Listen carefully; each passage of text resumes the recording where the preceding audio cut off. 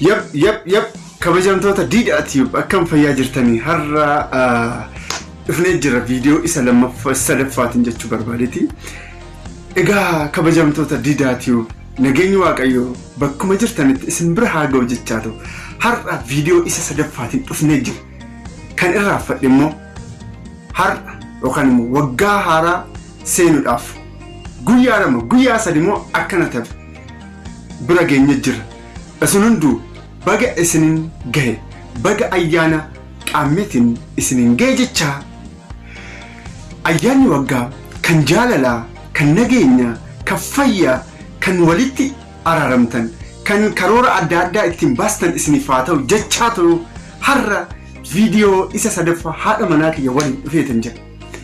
Baga na eegdeen isin jira wanta jetti jeemee. Baga isinin gahe ayyaana waggaatiin bara 2013 bara 2013 kanaafudha. Baga isinin gahe jechaa kam jirtan isinii nagaya.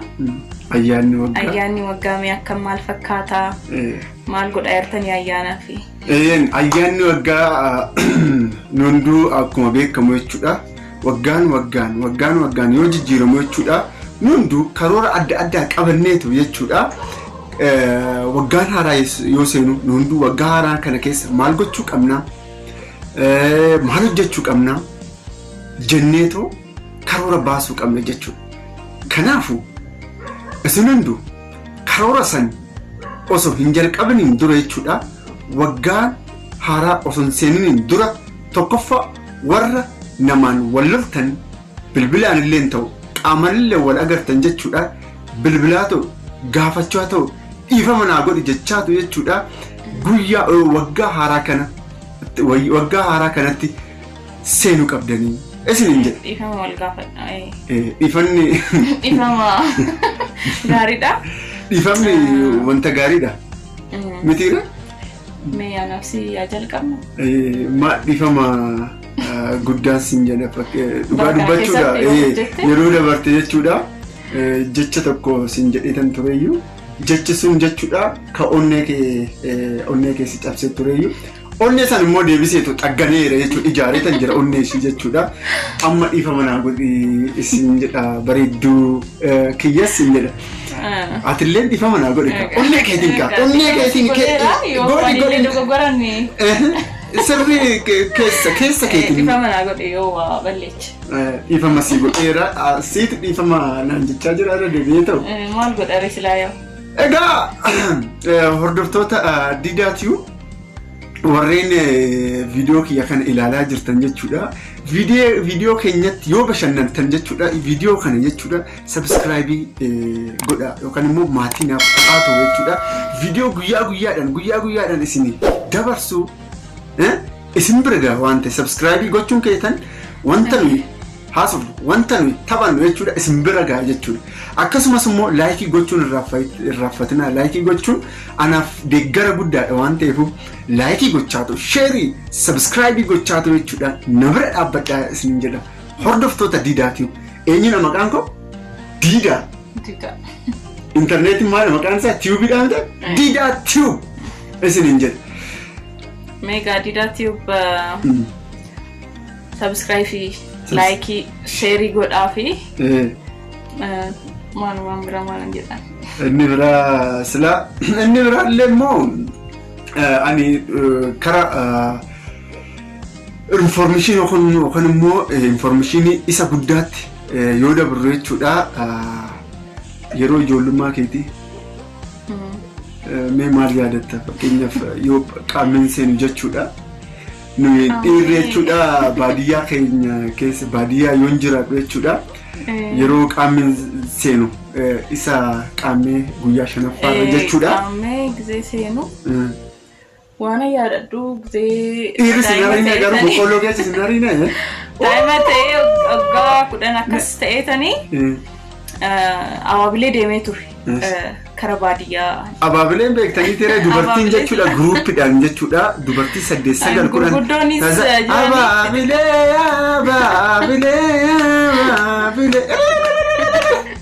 akkana miti Badam. beekeera. Ani dhugaa dubbachuudhaan wadaajii namu afaan Oromoo. Wadaajii kun. Wadaajii dhungachuudhaaf jechuudha gidduudhaan xiqqoon asii dhiifama waliin.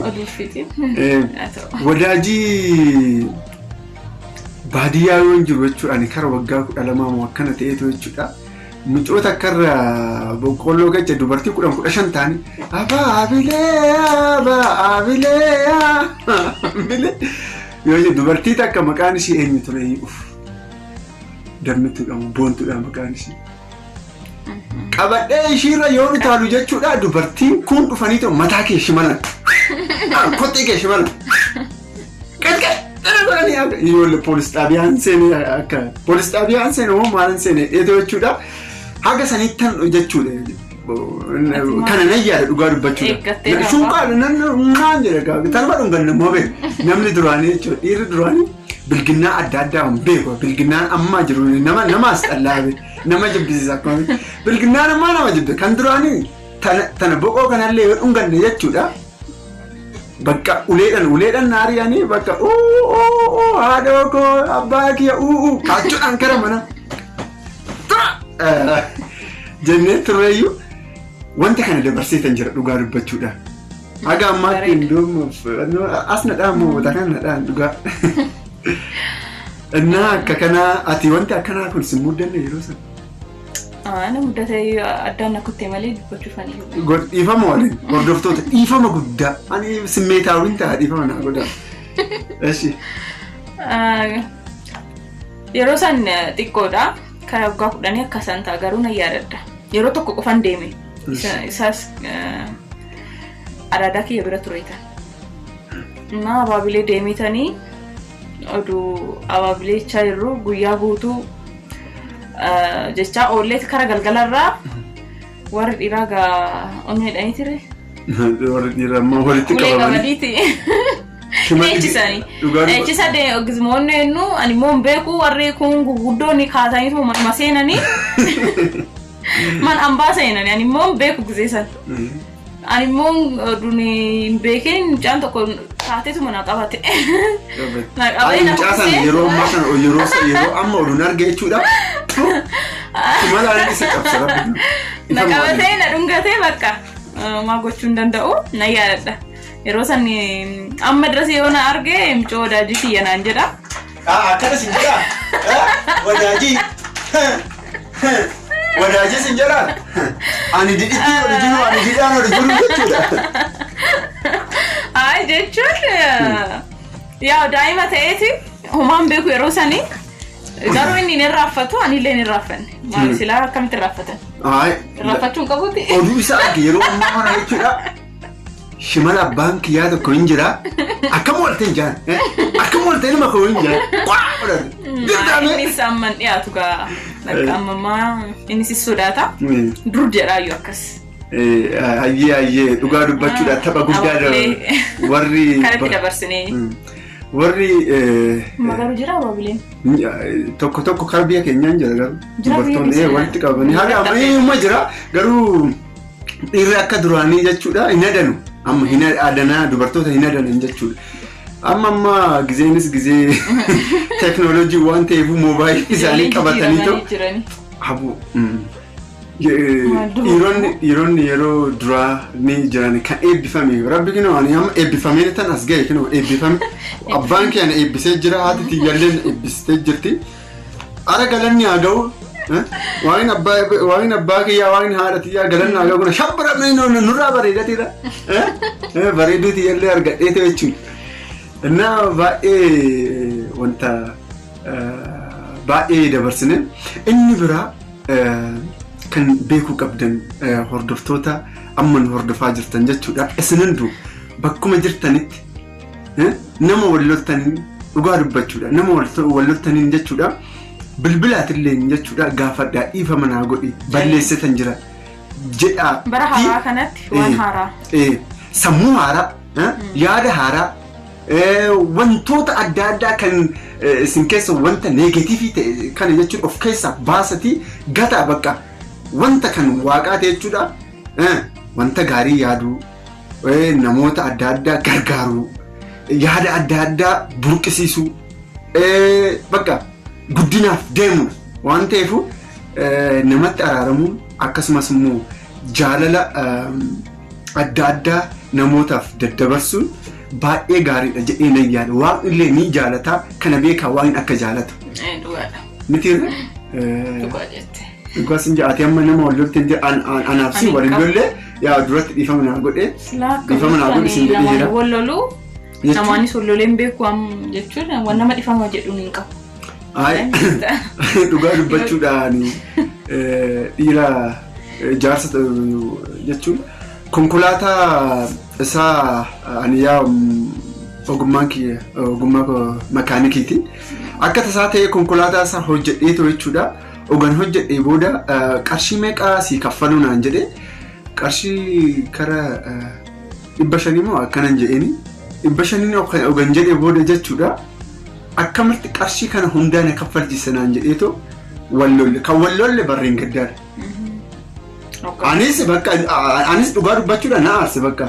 Yeroo sanitti jechuudha dhiifama waliin qarshii hin qabu.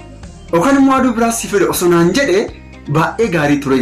Garuu Ruwaandaa uume bakka ati maaliif namni akkana naan jedhee ba'anillee baay'ee isa waliin wallole. Achiin booda jechuudha yeroo hunda waggaa mulu jechuudha waliin hornee jira beektaa waliin dubbisnu. Waliin dubbisnu amma eengadde jechuudha torban darbee jira yaametu dhiifama wanti hunduu balleessaa kiyyaa balleessitan jira waaqaaf jedhii dhiifama naa godhe maal obboleessa kiyya dhiifama naa godhe nan balleesse jedheetoo nan kadhadhe dhugaa dubbachuudha inni ni gaabbe maaloo anatu dursa dhiifama si gaafachuu qaba tureeyyuu naan jedhee bakka dhiifama waliif goonne onneen kiyya baay'ee ittiin gammadee baay'een gammadee jechuudha. Dhiifama gaafachuun garuu dursa namatti ulfaata. Oga dhiifama gaafattee booda baay'ee nama gammachiisa. Innaa kana dabarsitan jira jechuudha. Baay'ee bareeda. Bakka dhiifama gaafattee innis bakka dhiifama sii godhe. Mee kabajamtoota keenya isinillee nama wal loltanii nama wal ooddan yoo jiraate waaqaa jedhaati dhiisaati dhiifama wal gaafadhaan jedha. Kan biraa waan jedhuun qabu ayyaana gaarii isiniif haa ta'u. Mee atillee waan jettu qabda? Egaa hordoftoota Diidaatiif bara 2013 irratti wantan ani yaadaa jiru isinittan hima amma jechuudha. Tokkoffaa keessi kiyya wanta badaa yoo yaadilleen jechuudha waaqaaf jecha of keessaa hin gata'ee nan gataa duraanillee of keessaa hin qabu wanta shirfraafiin adda addaan hin jirti nama waan taateef ni jira waan ta'eef isa kana of keessaa xaragdee gatuudha bakka gatteeto jechuudha wannuma jaalalaa bicha waanuma jaalalaa jechuudha. Inni biraallee Itoophiyaa keessa akkuma beektan jechuudha lola bichaatu jira. Itoophiyaa keessa namni walajjisa jira. Wanti kun hunduu jechuudha asuma bara 2012 irratti dhaabbatee ta'u 2013 yoo seennu jechuudha namoonni hunduu kan wal jaalatu Oromoon, Amaaraan, Tigreen, Beenishaangul Gumuz sabaaf sablammoonni adda addaa jechuudha wal jaalachaa ta'u walitti akkam qabamaa ta'u jechuudha kan jaalalaa haa ta'u eenyayyaa tokkoffaa kana bakka waan yoo biitti yoo Itoophiyaan jechuudha jaalala uumtan hunduu kan jiraannu jechuudha. Kanaafuu keessi koo tsalootni kiyyallee jechuudha halkanii guyyaa kan waaqa kadhadhu jechuudha Itoophiyaan yookaan immoo sabaaf sablammoonni adda addaa jechuudha kan wal lolan akkasumas immoo kan walirraa fagaatan kun hunduu walitti qabamanii ta'u jechuudha akka wal jaalatanii lolli kan seexanaati jiru. Kan sheexanaati lolli jechuudha. Walajjeesuun kan sheexanaati.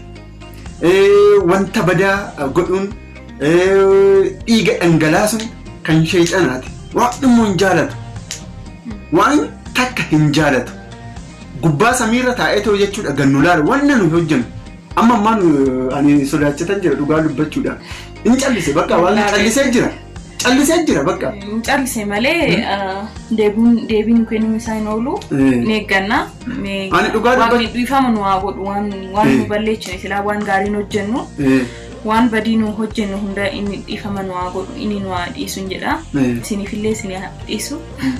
Dhugaa dubbachuudha haadha manaa kiyya Facebook irratti internet yookaan TV irratti karaa Affaar kan jechuudha. Horiin akkasumas namoota manni illee jechuudha bishaaniin golfiidhaan nyaataman dhugaa dubbachuudha. Ani bishaan lolaan jechuudha akkatti guutate jechuudha horii yoo nyaatu horii fuudhate jechuudha akkatti karaa caakkatti yoo dabarsu jechuudha. Mboo ajechaa yoo darban baay'ee gaddee baay'ee rabbi kinu. Jaartii uumaa deemuu hin dandeenye jechuudha ishii asirra godhatanii jechuudha yoo baasan kana kan argaa inni kun baay'ee gaddeen dhugaa dubbachuudha baay'ee nama gaddisiisa.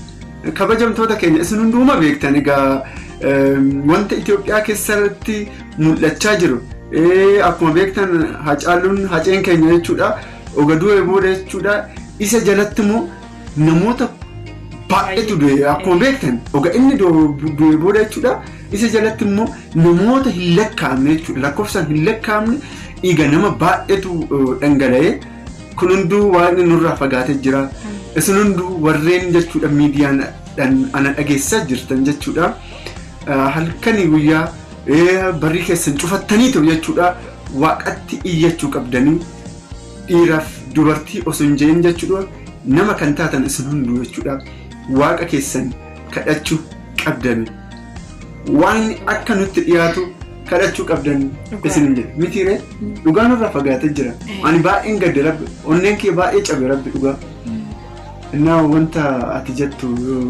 wannan ani jedhu yaa ati jetteerta garuu waaqni dhiifama nu haa godhu sinillee mee waaqatti iyyaa iyyachuu qabna dhuguma iyyachuu qabna. Akkuma ilaaltan Itoophiyaa keessatti illee waan baay'eetu uumamaa jira. Namoonni baay'een du'aa jiranii dhiigni akkanumatti dhangala'aa jira. Kanaafuu waaqni geenu nu haa jedhu nullee mee waaqatti iyyachaa jira mee inni dhiifama nu haa godhu. Dhiifama nu haa godhu. Egaa dhugaa dubbachuudha koomentii jalatti yeroo dabarte viidiyoo hojjenneetu jechuudha. Maalisuma bichaatu dubbata haati manaate hin dubbattu naan jedhani suma ishiidhaaf taraa kenniif akka ishiin haasoftu naan jedhani isaan jira gaamman haasa'u maaliif hin sodaattamoo akkamee moo gana akkuma beektu akkana suradhu islaa hin beekta garuu jechuun ammas dubbachaan jira waanan beeku waanan dubbachuu qabu waan hunda waan ati dubbattuufu waan irra dabaluun qabu. Egaa hordoftoota kiyya ishiin wanta hin dubbanneef tokkoffaa miidiyaarra oga baatee viidiyoo lammaffaa moo viidiyoo sadii oga baatee jechuudha. Bakka anu duraanuu viidiyoo dhugaa dubbachuudha viidiyoo lama sadii osoo hojjetin dura jechuudha tokkoffaa yuutuubii yoon baruu jechuudha nama sodaachisaa nama rifachiisa ishiin ayyaadasi dhuguma jettee. Injajjabaata ni deemta kanum sin jedha egaa kun viidiyoon kun isa dhumaati boroo kan immoo iftaan jechuudha viidiyoo isa shaggaa kan nama bareechuu jechuudha kan nama gammachiisu nyaachaa ta'u dhugaa ta'u jechuudha shabbira fantashi jechaa ta'u jechuudha waliin haasofna kanaafuu jechuudha isin hunduu warreen anaaf maatiin ta'an subscribe godha viidiyoo ilaaltanii ta'u zimjettanii hin darbinaan jechuudha. Subscribe, like, share gochaa ta'u jechuudha nu hordofaa viidiyoon hin jira kan nama kofalchiisu fuula kana ilaala nama kofalchiisu kan nama taphachiisu hin jira dhugaa dubbachuudha mitiire kanaafuu jechuudha nu hordofaa isin jedha kabajamtoota kiyya isinin jaaladha isinin kabajaa. Ani isinin jaaladha isinin kabajaa. Obboleewwan kiyya obboleettuuwwan kiyya na cinaa dhaabbadhaa isin jedha. Torban gaarii isiniif haa ta'u guyyaan guyyaa halkan gaarii isiniif haa ta'u yookaan immoo guyyaan guyyaa gaarii isiniif haa ta'u hora bulaa isin jedha. Nagaan ta'a. Nagaan jedha viidiyoo isa arfaffaa immoo jechuudha kun sadaffaadha isa arfaffaa yookaan boru yookaan iftaan aduu ayyaana hojjenne isinii gadhiisne jechuudha. Horaa bulaagaa.